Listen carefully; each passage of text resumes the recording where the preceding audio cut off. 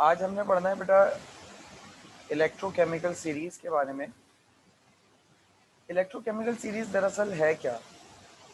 Electrochemical series दरअसल ये जो टेबल आप देख रहे हो ना, इसको कहते हैं इलेक्ट्रोकेमिकल सीरीज। अब इस टेबल की मदद से ऐसा हमें क्या पता चल जाता है? देखो, इस टेबल की मदद से हमें ये पता चलता है कि अगर हम कोई इलेक्ट्रोलिटिक सॉल्यूशन बना रहे हैं, मतलब एक सेल बना रहे हैं, इलेक्ट्रोलिटिक सेल। इस तरीके से दो सेल्स लगाए हमने और उनमें हमने ये लगा दिया सॉल्ट ब्रिज, और ये आ गए इलेक्ट्रोड्स।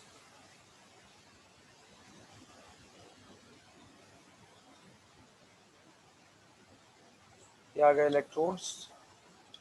अच्छा, इलेक्ट्रोड के साथ हमने ये इनको जोड़ दिया, कनेक्टिविटी कर दिया। अब हमें एक बात पता है कि एक इलेक्ट्रोड अपने इलेक्ट्रॉन्स को लूज करके आयंस बनकर सॉल्यूशन में आएगा और दूसरे इलेक्ट्रोड पर वो इलेक्ट्रॉन जाएंगे और वहां पर जहां पर इलेक्ट्रॉन जा रहे होंगे वहां पर सॉल्यूशन में से आयंस निकलकर जाकर उन इलेक्ट्रॉन को लेकर उस इलेक्ट्रोड पर जमा होंगे। सही है? ये इलेक्ट्रोलिटिक प्रोसेस है। अभी तक यही बात हुई है हमारी बेटा? सर रिपीट कर दो। मैं कह रहा हूँ बेटा, अभी तक हमारी ये बात हुई है कि एक इलेक्ट्रोलिटिक सेल में दो इलेक्ट्रोड्स लगे होते हैं, दो अलग अलग सेल्स हैं, दो इलेक्ट्रोड लगे हुए हैं। इनमें से एक इलेक्ट्रोड पे इलेक्ट्रॉन लूज होता है। ठीक है, एक में इलेक्ट्रॉन लूज हुआ, ये 1 इलेक्ट्रॉन लूज हुआ, ये ट्रेवल करके आता है दूसरे इलेक्ट्रोड पर और दूसरे इलेक्ट्रोड में सॉल्यूशन में से आयंस जाते हैं और वो उस इलेक्ट्रॉन को एक्सेप्ट करके वहाँ पर जमा होते हैं। सही है? ये बात हुई है हमारी अभी तक, ऐसा ही है?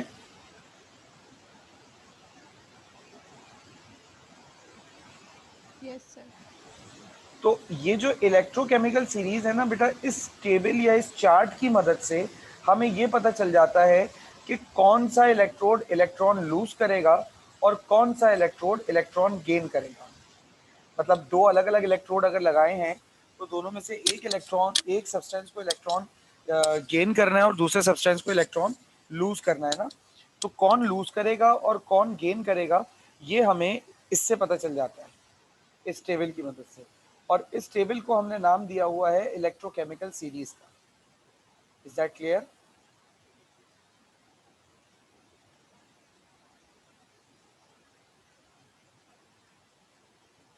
Yes sir. ठीक है। अच्छा, अब इस टेबल को हम समझ लेते हैं। देखो, इस टेबल के बिल्कुल सेंटर में, यहाँ पर ये देखो, बिल्कुल सेंटर में हाइड्रोजन होता है। ये रहा हाइड्रोजन। और हाइड्रोजन की वैल्यू के हवाले से हम एक बात जानते हैं कि ये रहा हाइड्रोजन। हाइड्रोजन की वैल्यू के हवाले से हम ये बात जानते हैं कि हाइड्रोजन की वैल्यू होती है 0। अब अगर हाइड्रोजन 0 पर स्टैंड कर रहा है तो कुछ ऐसे सब्सटेंसेस या कुछ ऐसे एलिमेंट्स होंगे जो जिनकी इलेक्ट्रोड पोटेंशियल की वैल्यू हाइड्रोजन से ज़्यादा होगी और कुछ ऐसे सब्सटेंसेस होंगे जिनके इलेक्ट्रोड पोटेंशियल की वैल्यू हाइड्रोजन से कम होगी। ठीक है? कुछ सब्सटेंसेस की इलेक्ट्रोड पोटेंशियल की वैल्यू हाइड्रोजन से ज़्यादा और कुछ की इलेक्ट्रोड पोटेंशियल की वैल्यू हाइड्रोजन से कम होगी। अच्छा, जो कम है उनकी वैल्यू माइनस में आ जाएगी और जो ज़्यादा है उनकी वैल्यू यहाँ देखो प्लस में आ जाएगी। सही है? अब इससे हमें क्या पता चलेगा? सबसे पहले इन वैल्यूज के हिसाब से बात करते हैं। जितनी वैल्यू नेगेटिव होगी, यानी कि जितनी ज्यादा नेगेटिव होगी, अब जैसे ये देख रही हो लिथियम की वैल्यू है -3.04। जितनी वैल्यू नेगेटिव होगी उसका इलेक्ट्रॉन लूज करना उतना ही ज्यादा आसान होगा। ठीक है ना? Loss of electron is easy. और इसी तरीके से जितनी इसकी इलेक्ट्रोड पोटेंशियल की वैल्यू प्लस में होगी उतना गेन ऑफ इलेक्ट्रॉन करना आसान होगा। अच्छा, इसको हम उल्टा भी बोल सकते हैं। कैसे? जितनी इलेक्ट्रोड पोटेंशियल की वैल्यू नेगेटिव होगी इलेक्ट्रॉन को गेन करना उतना मुश्किल होगा। ठीक है ना? डिफिकल्ट होगा गेन ऑफ इलेक्ट्रॉन। ठीक है? और जितनी इलेक्ट्रोड पोटेंशियल की वैल्यू पॉजिटिव होगी, सही है, उतना ही डिफिकल्ट होगा लॉस ऑफ इलेक्ट्रॉन।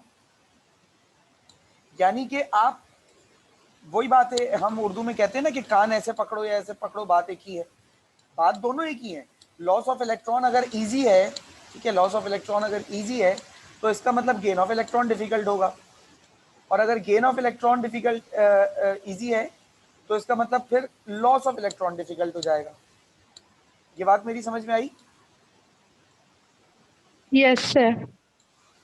अच्छा, अब हाइड्रोजन के जो ऊपर होते हैं, यानी यहां पर ये वाले,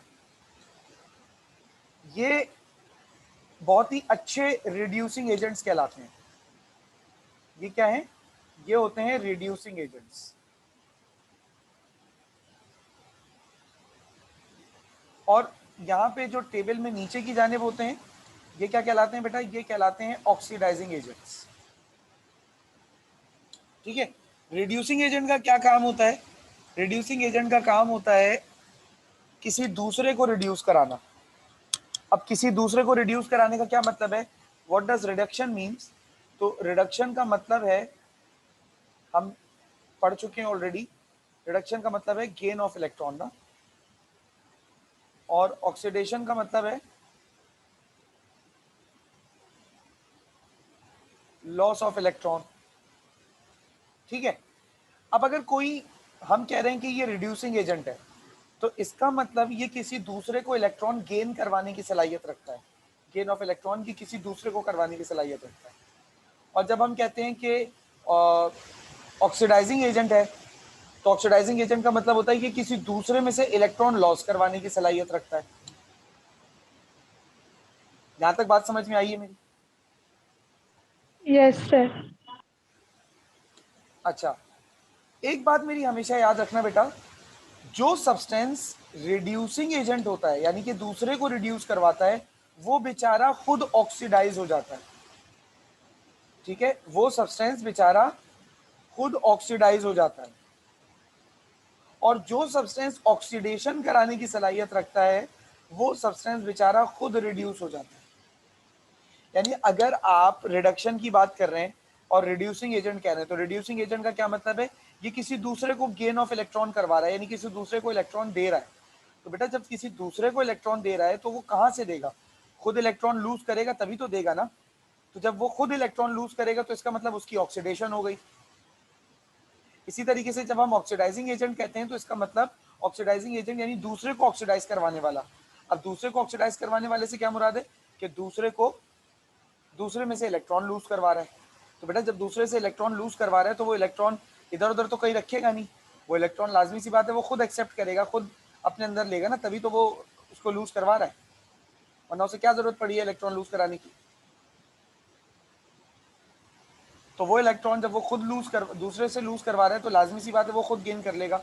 इसलिए रिड्यूसिंग एजेंट बेचारे खुद ऑक्सीडाइज हो जाते हैं और ऑक्सीडाइजिंग एजेंट दूसरे को रिड्यूस कर देते हैं, मतलब खुद रिड्यूस हो जाते हैं, सॉरी, दूसरे को तो ऑक्सीडाइज करते हैं, खुद रिड्यूस हो जाते हैं। ये बात समझ में आ गई? Yes, sir. अच्छा जी, सुमैया, कश्यप, बेटा तुम लोग कुछ नहीं बोल रहे हो, क्लास में हो भी या सो गए? नहीं सर, समझ आ गया। ओके, सुमैया सही हो गया। तो अब ये हो गई कुछ बात। अब यानी कि हम जब भी हम कभी इलेक्ट्रोकेमिकल सीरीज देखेंगे तो हाइड्रोजन के ऊपर वाले जो हैं वो इलेक्ट्रॉन खुद लॉस करेंगे, दूसरे को गेन करवाएंगे, और जो हाइड्रोजन के नीचे वाले हैं वो खुद इलेक्ट्रॉन गेन करेंगे और दूसरे को लॉस करवाएंगे। अच्छा, अब मैं कुछ रीजन बेस्ड क्वेश्चंस आप लोगों से पूछ रहा हूँ, ठीक है ना? आप लोगों ने इस सीरीज को, इस टेबल को, इस चार्ट को बड़े गौर से देखना है और मुझे जवाब देना है, सही है? मिसाल के तौर पे मेरे पास एक इलेक्ट्रोकेमिकल सेल है और उसमें मैंने 2 इलेक्ट्रोड्स लगाए हैं। अब ये इनमें से एक इलेक्ट्रोड बना हुआ है फॉर एग्जाम्पल टिन का, और दूसरा इलेक्ट्रोड बना हुआ है फॉर एग्जाम्पल कॉपर का।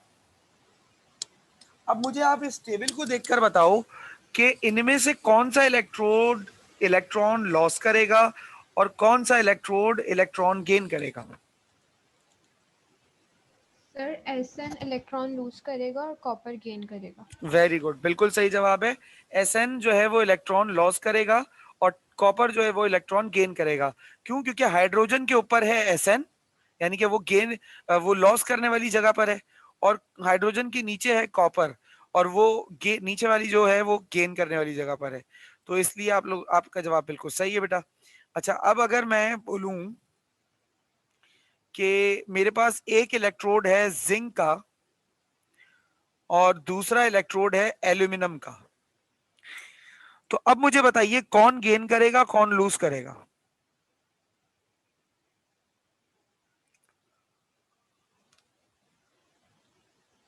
जिंक लॉस करेगा और एल्यूमिनियम गेन करेगा। नहीं बेटा, उल्टा बोल दिया। यहां पर ये एल्यूमिनियम जो है वो लॉस करेगा और जिंक जो है वो गेन करेगा। क्यों? देखो, हाइड्रोजन से जितना ऊपर जाते जाओगे ना, उतना लॉस करने की सलाहियत बढ़ती चली जाएगी। यानी कि सबसे ज्यादा लॉस करने की सलाहियत किसकी है? लिथियम की। और सबसे कम किसकी है भाई? लेड की। अब देखो, एल्यूमिनियम ऊपर है और जिंक नीचे है, तो जो ज्यादा ऊपर होगा उसके लॉस करने की सलाहियत ज्यादा होगी, और जो उससे नीचे होगा फिर लॉस करने की सलाहियत उसकी भी है, लेकिन एल्यूमिनियम के मुकाबले में लॉस करने की सलाहियत जिंक की कम है। तो जब एल्यूमिनियम लॉस करेगा तो इलेक्ट्रॉन जिंक गेन करेगा।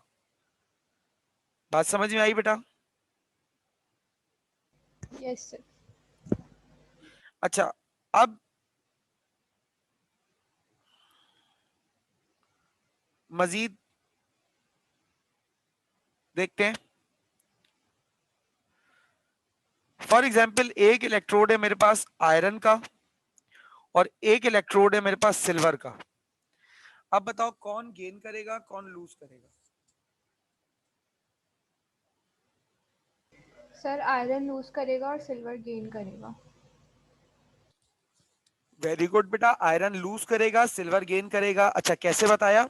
ऐसे बताया कि जितना नीचे जाते जाओगे ना, इलेक्ट्रॉन गेन करने की सलाहियत उतनी बढ़ती चली जाएगी, और जितना हाइड्रोजन के नीचे ऊपर की तरफ रहोगे, हाइड्रोजन गेन करने की सलाहियत उतनी कमजोर होगी।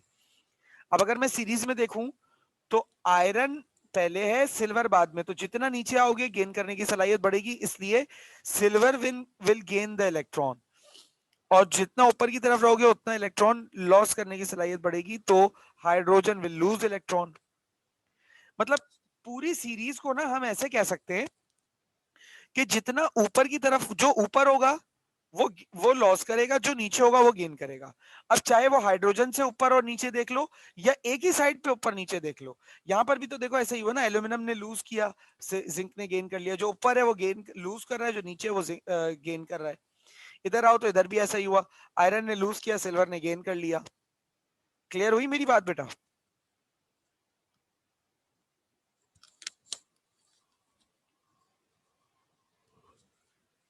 बेटा बात क्लियर हो गई? कोई सवाल कंफ्यूजन तो नहीं है?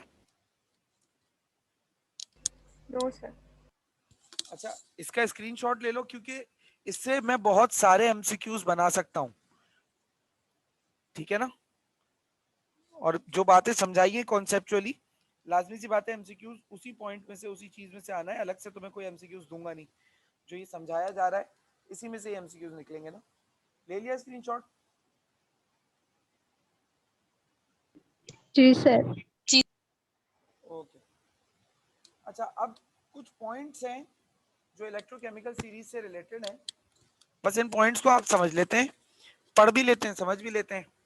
Metals above hydrogen in ECS electrochemical series show oxidation and act as anode in the half cell, and metal below hydrogen shows reduction and act as cathode. वो मेटल जो ऑक्सीडेशन शो करते हैं वो anode बन जाते हैं, यानी loss of electron above hydrogen, और जो हाइड्रोजन से बिलो हैं वो गेन करते हैं इलेक्ट्रॉन, तो वो रिडक्शन शो करते हैं, तो वो एक्ट करते हैं कैथोड के तौर पर। इसी तरीके से if the sign of electrode potential is positive, अगर इलेक्ट्रोड पोटेंशियल पॉजिटिव है, then the reaction is spontaneous, तो जो रिएक्शन होगा वो स्पॉन्टेनियस होगा, and the electrode will act as anode, और इलेक्ट्रोड जो है वो एनोड की तरह काम करेगा, यानी कि खुद आसानी से इलेक्ट्रॉन लूज कर देगा। If the sign is negative, अगर साइन रिवर्स है तो फिर बात भी सारी रिवर्स हो जाएगी, यानी कि फिर वो इलेक्ट्रॉन गेन करने पे जाएगा और वो कैथोड की तरह बिहेव करेगा। रिडक्शन स्ट्रेंथ जो है, यानी कि इलेक्ट्रॉन गेन करने की जो सलाहियत है वो डिक्रीज करती है। Oxidising strength increase from top to bottom.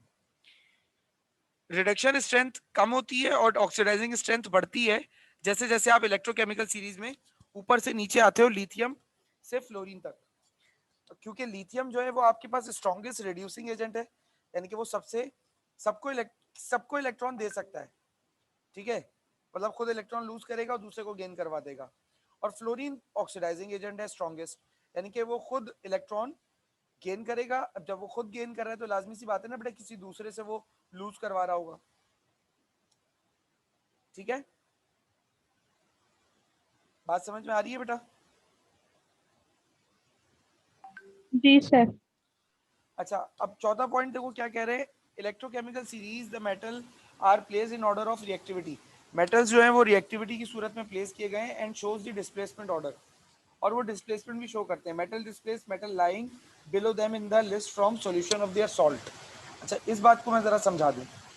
देखो, अगर मिसाल के तौर पर मैं दो मेटल्स कंसीडर कर रहा हूं इलेक्ट्रोकेमिकल सीरीज में, एक टिन है और एक लेड है, ठीक है।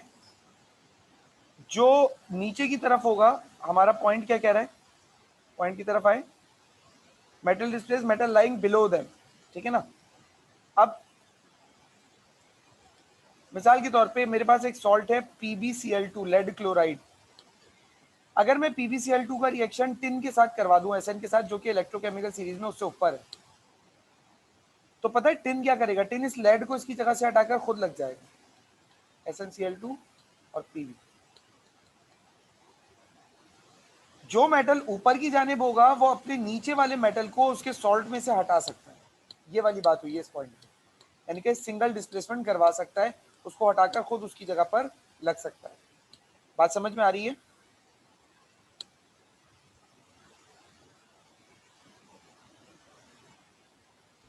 सर अगर एसएन की जगह कोई और एलिमेंट होता है जैसे जिंक, तो वो भी ये कर सकता है? जी बेटा बिल्कुल, जिंक भी हटा सकता है, लेकिन शर्त ये है बस उसके ऊपर कि लेड होगा। हो, हाँ उससे ऊपर हो। जो ऊपर वाला होगा वो नीचे वाले को हटाएगा, फिर चाहे फासला ज्यादा हो या कम, उससे फर्क नहीं पड़ता। ओके। अच्छा, the lower the position of ion in ECS, the higher the tendency of the ion to be displaced। अब आयन जितना नीचे की तरफ होगा उसकी डिस्प्लेस होने की सलाहियत उतनी ज्यादा बढ़ जाएगी। इस पॉइंट को रहने देते हैं क्योंकि थोड़ा सा डिफिकल्ट है, अगर समझना चाहो तो मैं कोशिश करता हूँ समझाने की। देखो, अब यहाँ पर आयन है MnO4 आयन नजर आ रहा है, इसी तरीके से ये आयन नजर आ रहा है Cr2O7। अब इस आयन के हवाले से पॉइंट था कि higher the position of a metal, sorry, lower the position of ion, the higher the tendency of the ion to be displace. जितना लोअर इसकी पोजीशन होगी, यानी उसको डिस्प्लेस करना, यानी कि सॉल्यूशन में मूव करवाना उतना ही आसान होगा। यानी कि मेरे पास कहीं से एक रिएक्शन हो रहा था जिसमें एक आयन मौजूद था Cr2O7 और उसी सॉल्यूशन में एक और आयन मौजूद था MnO4। अब इन दोनों आयन्स में से अगर ये कहा जाए कि किसी एक को मूव करवाना है तो मैंगनीज आयन विल मूव,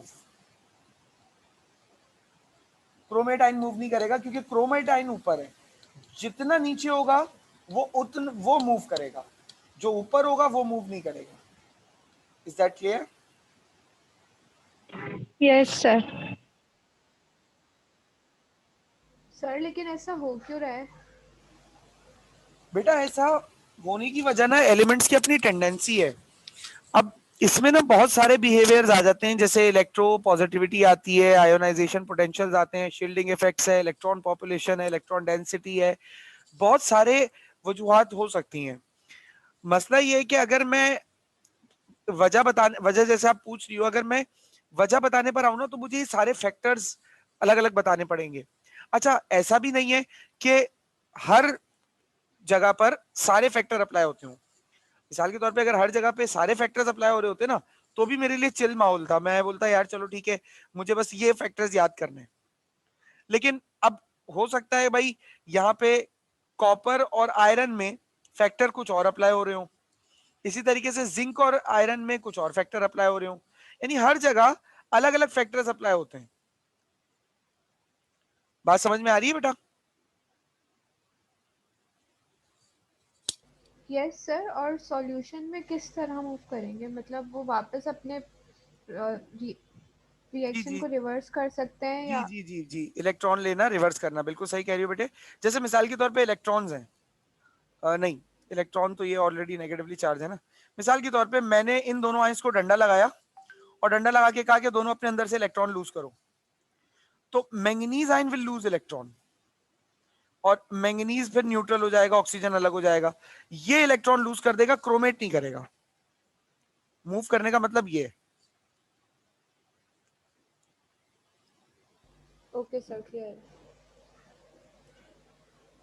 अच्छा, अगला पॉइंट देखो, higher the position of a metal more will be the tendency of a metal to donate electrons. ये बात तो हो गई है, जितना ज्यादा ऊपर की तरफ होगा मेटल, उसकी इलेक्ट्रॉन डोनेट करने की सलाहियत बढ़ जाएगी, क्योंकि जितना ऊपर होगा वो इलेक्ट्रॉन लॉस करेगा। इलेक्ट्रॉन लॉस करने का मतलब यही है ना बेटा कि वो इलेक्ट्रॉन डोनेट कर रहा है। ठीक है,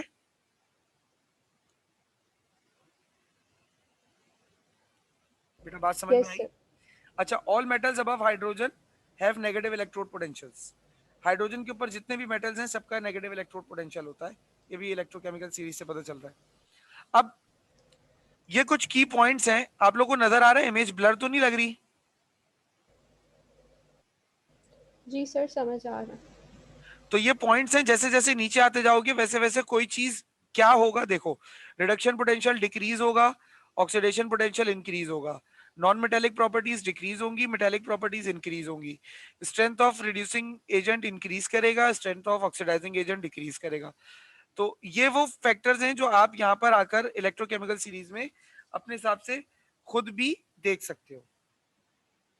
ठीक है, नीचे आते जाओगे, इलेक्ट्रॉन गेन करने की सलाहियत बढ़ रही है, ऊपर लूज करने की सलाहियत बढ़ रही है, वही बातें हैं सारी जो मैं अभी तक आपको समझा चुका हूँ।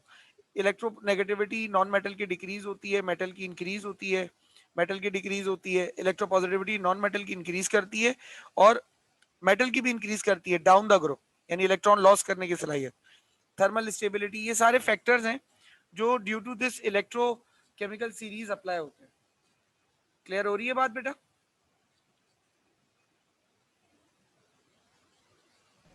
Yes sir. जी सर। अच्छा, अब मैं एक चीज, दो आई थिंक सो बातें मैं आप लोगों से करना भूल गया था। एक तो सॉल्ट ब्रिज का मैंने आपको शायद फंक्शन नहीं बताया, और एक और चीज थी जो, हाँ, और एक और एनोड कैथोड की बात मैंने नहीं समझाई है, तो जरा मैं वो भी समझा दूं, फिर हम क्लास ऑफ करेंगे। देखो, जब हम कोई इलेक्ट्रोकेमिकल प्रोसेस करते हैं ना, तो उसमें ये दो हमारे पास अलग अलग सेल होते हैं, इन दोनों सेल्स को हम अलग अलग इलेक्ट्रोड लगाते हैं, अलग अलग सॉल्यूशन होते हैं, इन दोनों सेल्स को हम जोड़ते हैं एक दूसरे से सॉल्ट ब्रिज से। अब what is the function of salt bridge? Salt bridge का फंक्शन क्या होता है?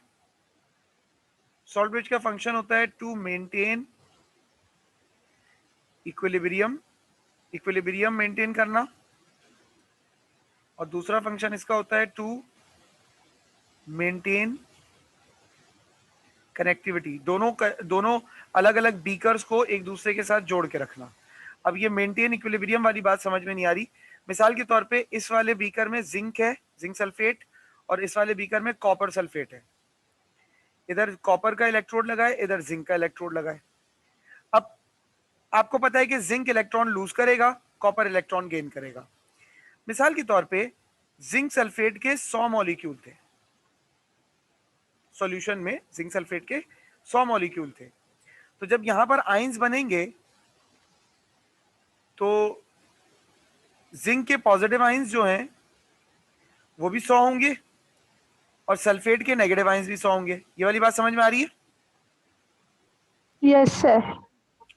अच्छा, जब इलेक्ट्रोलाइटिक प्रोसेस होगा तो क्या होगा कि जिंक के इलेक्ट्रोड में से एक एटम अपने अंदर से 2 इलेक्ट्रॉन रिलीज करके आयन बनकर सॉल्यूशन में आ जाएगा और इलेक्ट्रॉन जो है वो ट्रेवल करके कैथोड पर चले जाएंगे, कॉपर पे चले जाएंगे। अच्छा, अब पहले पहले पहले तो 100 इलेक्ट्रॉन थे, 100 चार्जेस से, पॉजिटिव भी और नेगेटिव भी। जब एक एटम इलेक्ट्रोड से चार्ज बनकर यानी आयन बनकर इलेक्ट्रॉन रिलीज करके सॉल्यूशन में आएगा, तो यहां पर पॉजिटिव आयंस की तादाद 100 से बढ़कर कितनी हो जाएगी? 101 हो जाएगी। बात समझ में आई बेटा?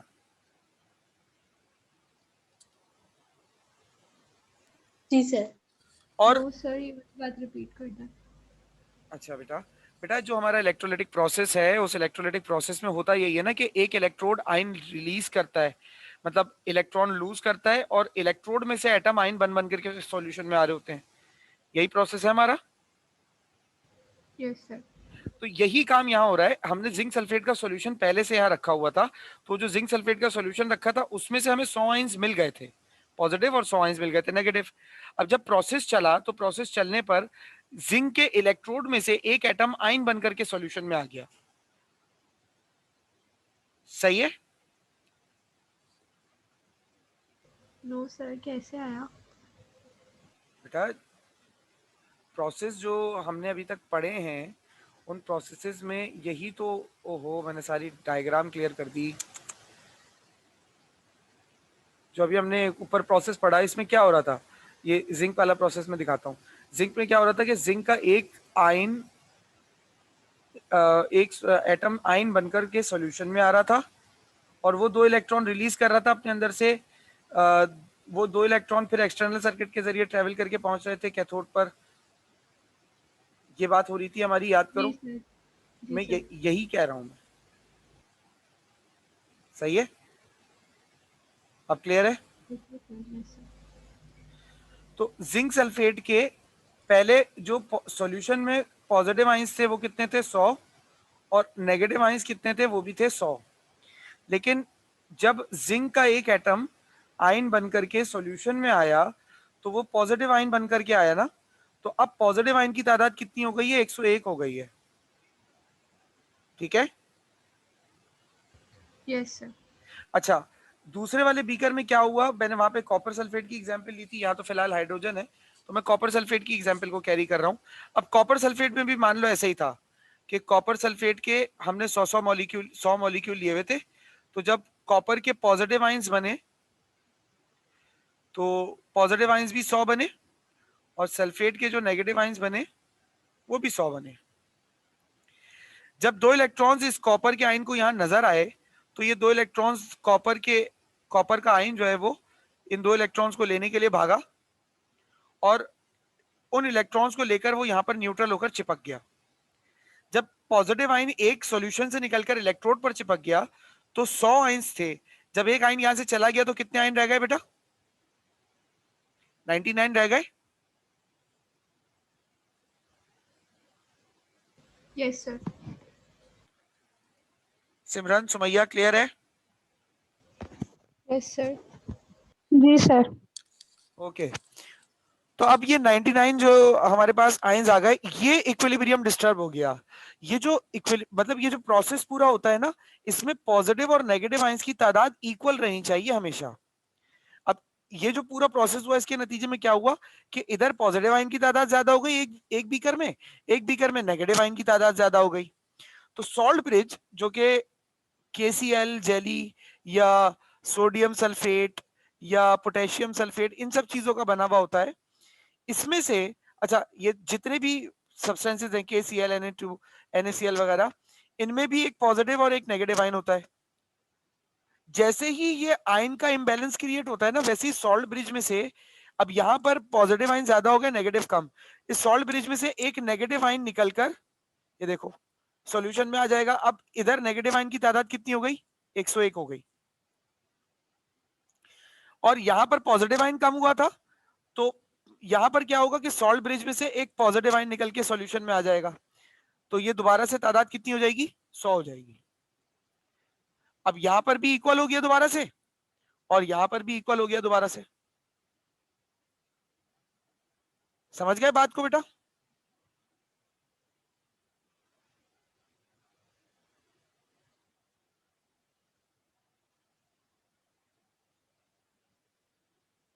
बेटा बात समझ में आई? सर जिंक सल्फेट का सॉल्यूशन है वो पहले अपने 100 मॉलिक्यूल से 100 आयंस और 100 आयंस बनाएगा।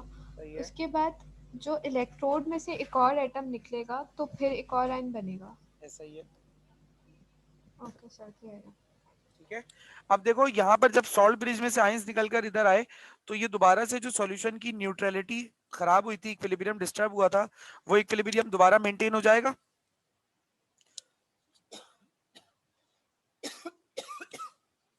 Yes sir. तो जब ये दोबारा से इक्विलिब्रियम मेंटेन हो जाएगा तो प्रोसेस चलता रहेगा, यानी कि ये प्रोसेस तब तक चलता रहेगा जब तक सॉल्ट ब्रिज में आयंस मौजूद हैं। सॉल्ट ब्रिज में आयन खत्म होंगे तो इक्विलिब्रियम डिस्टर्ब हो जाएगा, और इक्विलिब्रियम डिस्टर्ब हुआ एक बार तो फिर आपका जो प्रोसेस है वो रुक जाएगा। सर लेकिन हाइड्रोजन सल्फेट ही होगा ना हमेशा जिंक के साथ, जिंक सल्फेट के साथ, या कॉपर सल्फेट भी हो सकता नहीं है? बेटा, दूसरे दूसरे हो सकते हैं ना। ये तो हमने उस वक्त जो प्रोसेस किया था उस वक्त तो हमें जिंक का इलेक्ट्रोड पोटेंशियल निकालना था, तो इसलिए हमने हाइड्रोजन का इस्तेमाल वहां पर किया था, हाइड्रोजन इलेक्ट्रोड का, ताकि हम उसका निकाल सकें। लेकिन जरूरी थोड़ी है कि हाइड्रोजन ही हमेशा हो। आप मुख्तलिफ तरह के इलेक्ट्रोलिटिक सॉल्यूशंस बना सकते हो, आप मुख्तलिफ तरह के इलेक्ट्रोड्स को एक साथ यूज कर सकते हो, उसका कोई मसला नहीं है। हाँ, स्टैंडर्ड जब भी किसी को कैलकुलेट करने की नियत होगी ना आपकी, तो आपको वहां पर दूसरी तरफ हाइड्रोजन ही रखना होगा।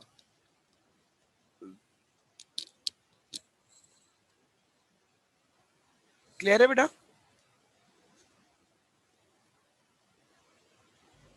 जी सर। सर आपकी आवाज मैं ये कह रहा हूं कि बेटा हाइड्रोजन को तभी रखा जाता है जिस वक्त हमें किसी दूसरे इलेक्ट्रोड को कैलकुलेट करना हो, जैसे हम जिंक को कैलकुलेट कर रहे थे।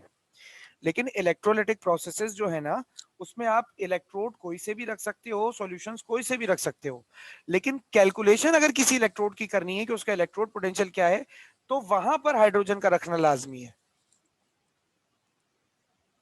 अब क्लियर है? Yes sir, clear. कोई और सवाल है बेटा तो पूछ लीजिए, अदरवाइज मैं क्लास ऑफ करूंगा। सर आप 28 मार्च को क्लास लेंगे?